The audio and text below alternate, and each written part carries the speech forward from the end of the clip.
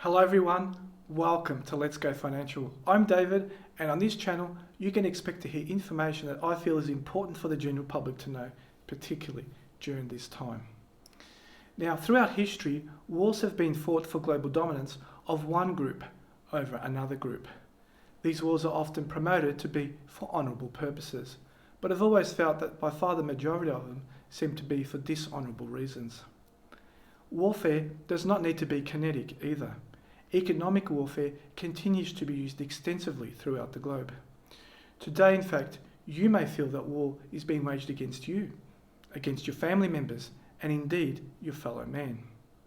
Controlled news reports can create what's called the fog of war, making it very difficult for someone in the general public to work out what's going on. People tend to look to their government leaders for assistance during particularly these most difficult times, but are often disappointed. It seems that many promises are made, but very few seem to be enacted. Why is that? Where does global power really lie?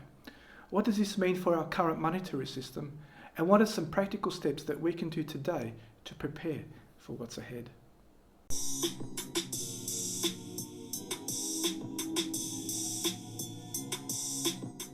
Your economic sovereignty and my economic sovereignty is largely determined by being able to convert what we have into money. Money is therefore at the heart of the way that we as people interact with one another when it comes to the paying for goods and services. That's why it's important for us to have a sound and stable monetary system that can be trusted and relied upon. Managing that monetary system is therefore crucial for a cohesive and vibrant economy. And there are two primary ways that this is managed. The first way is through something called monetary policy, and the second one is through something called fiscal policy. What is monetary policy and fiscal policy? Well, it's summarized quite nicely for us down here. Notice what it says. It says monetary policy addresses interest rates and the supply of money in circulation and is generally managed by a central bank. Fiscal policy addresses taxation and government spending and is generally determined by government legislation.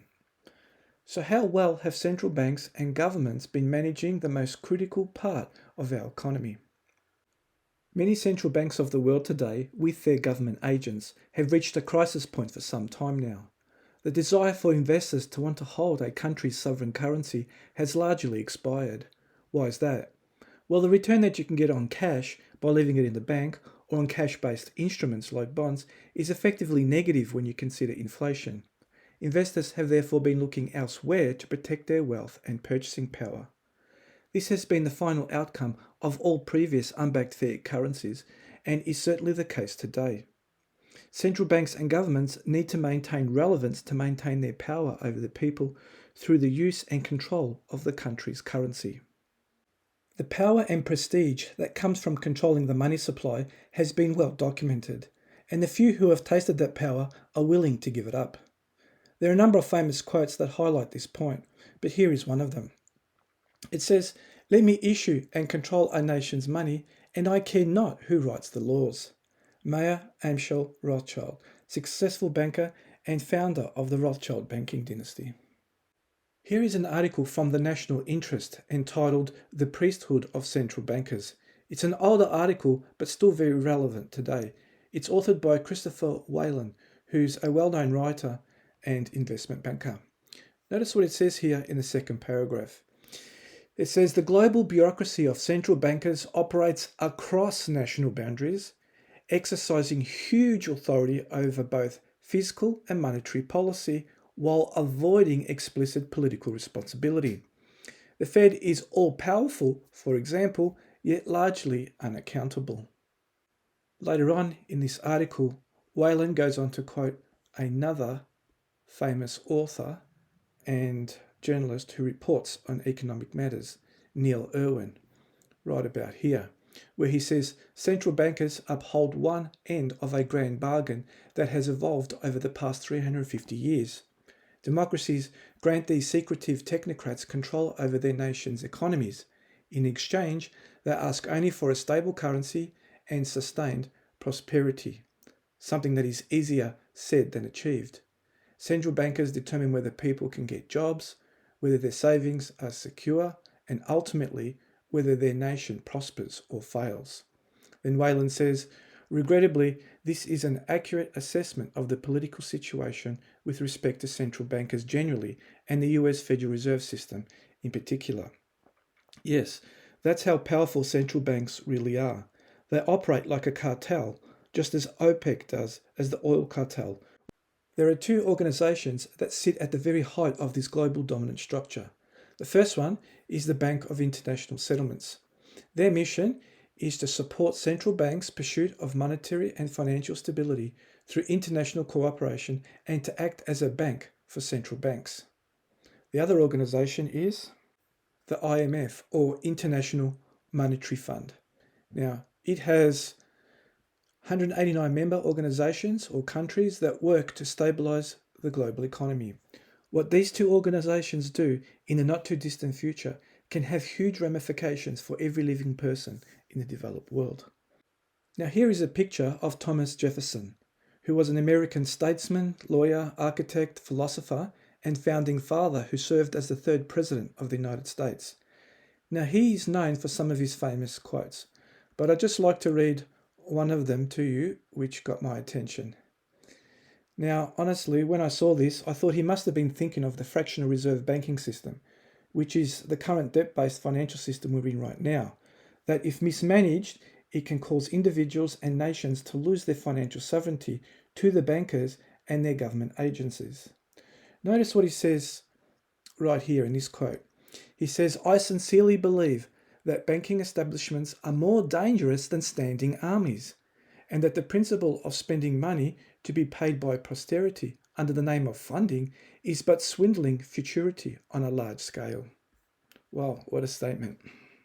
Now, if you think that Thomas Jefferson was a crackpot who grossly exaggerated the dangers of mismanaged banking, then I highly recommend you watch this interview with Yanis Varoufakis, who was the former finance minister of Greece, who gives a frank and open interview of his dealings with the Troika, or the European Commission, together with the European Central Bank and International Monetary Fund. You will see the dangers that Thomas Jefferson was talking about is merely history repeating itself in our modern world. I'll leave a link in the description below. Central banks of the world know that their ill-managed fractional reserve monetary system is about to lick the dust. Global debt to GDP is now more than 256%. Debt that can never be repaid will ultimately not be repaid. If central banks leave interest rates as they are, it's not enough for most investors to seriously consider investing in their local currencies. Raising interest rates to any decent level would also crush the already fragile, heavily indebted economies of the world. That's why investors continue to invest in things that last, like commodities, especially gold and silver, which throughout history have been seen as monetary metals that preserve wealth. A currency reset appears to be on the horizon, where commodities like gold and silver get revalued much higher so that the available above-ground supply equals closer to the amount of fiat paper money that's been brought into existence.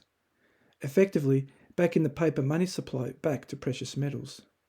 Historically, it's proven to be a stable, tried and tested monetary system that works, which is why we keep going back to it. But there is a little more to it than this. You've heard it said in finance over and over again to diversify your investments to mitigate risk. A monetary system that leaves one organisational body in charge of issuing currency and approving transactions is dangerous. No one organisation should be put in the position to lock anyone else out of the financial system. No central political or technocratic point of failure should be ever allowed to exist. No organisational body should be in the position to play God. Hence, a pure digital system that can lock you out of your economic sovereignty should be considered an unacceptable risk. That's why cash, or the underlying commodities that it represents, should always be allowed to be used for transactions. Knowing that there is great power in the privileged positions of central banking and politics, one needs to appreciate that maintaining that power will never be left to chance. Being in the absolute position to envisage the necessary changes that will be required for our monetary system means that one should expect changes ahead. In fact, I'm highly confident that these changes have been carefully planned years in advance. I'd go so far as to say that the intensified economic hardships and restrictions placed upon global economies since 2020 is directly or indirectly related to the monetary changes ahead of us. Now, no one likes to have the finger pointed at them for the failure of the monetary system. Politicians come and go, but the central bank establishment have always remained. Fortunately for the both of them, right on time, there are many scapegoats to blame. We have an energy crisis, supply chain issues, health crisis, and so on, all leading to a crash and burn of our current monetary system, and oh, here comes the new one. Until the actual changes to the global monetary system takes place in the form of a reset, what can we expect to happen? Well, the controlled, synchronous, man-induced degradation of our global economies is likely to continue. One would also expect that those that are in a privileged position of power and their families that have a pretty good idea of what the new monetary system would look like will likely continue to move into assets that will explode in value after the reset and profit enormously. Those in the middle class who rely on a regular job to pay for their living expenses will continue to be put under great pressure as the economy crumbles in preparation for the global financial reset. As the gap between consumer price inflation to wage inflation grows, many will struggle to make ends meet. Many of the conveniences that we've come to rely on in everyday life may become severely restricted. The middle class may be forced to sell down some of their wealth to simply survive, whilst much of the super wealthy continue buying up assets that hold value. The gap between the rich and the poor is likely to expand. So what are some practical things that we can do to prepare whilst there is still time? Well, one, you need to preserve your wealth over the long term, but two, you still need to be able to get through any short-term crises. So do not delay in purchasing any physical gold and silver while stocks are still available and hide them outside of third-party control. Also consider purchasing cryptocurrencies that are likely to be part of that new financial infrastructure like the ones we've discussed on this channel. And again, keep the majority of them outside of third-party control like exchanges where they can get stolen or hacked. Consider holding extra reserves of food and water too. Despite the best efforts and intentions of some global leaders, their power is limited. The power and influence of central banks throughout the globe, however, is formidable and cannot be ignored. But just like any organisation that's in a position of power, it can be expressed in an honourable or dishonourable manner. The good news is that we can look back in history to know exactly what a fairer, stable, tried and tested monetary system looks like. It's no secret. It is that type of world that I wish to live in. Now, knowledge can only take you so far. It is the application of knowledge which is wisdom. May we use wisdom in order to navigate and prepare for some of the changes that are ahead of us. And may we work cohesively as a society to create the sort of financial world that we all wish to live in.